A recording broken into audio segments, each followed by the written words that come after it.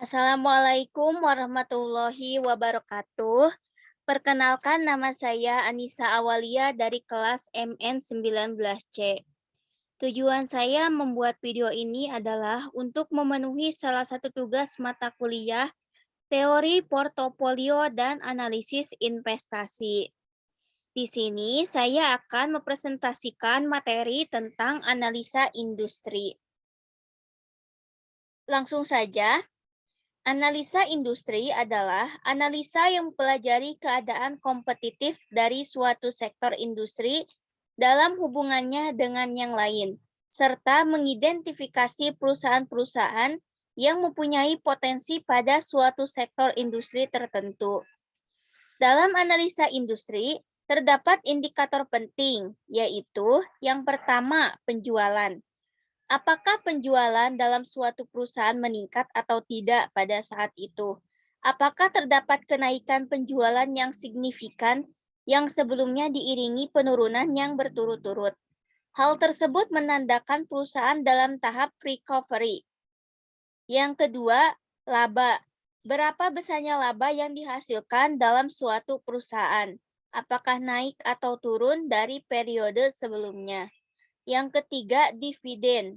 Berapa besarnya nilai dividen yang dibagikan dalam suatu perusahaan? Yang keempat, struktur modal. Seperti apakah struktur modal yang digunakan dalam suatu perusahaan? Yang kelima, regulasi. Apakah kebijakan dan aturan yang ditetapkan pemerintah berdampak positif atau negatif pada suatu perusahaan? Yang keenam, inovasi. Inovasi apa yang telah dilakukan oleh perusahaan? Kelompok analisa industri.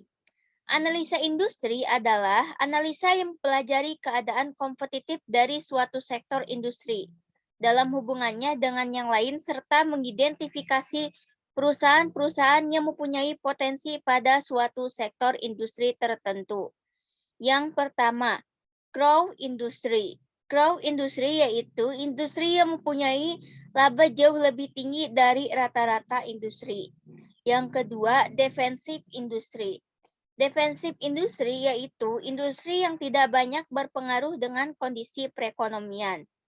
Yang ketiga, cyclical industry. Cyclical industry yaitu industri yang sangat peka terhadap perubahan kondisi perekonomian.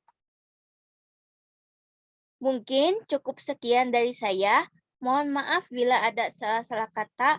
Wassalamualaikum warahmatullahi wabarakatuh. Terima kasih.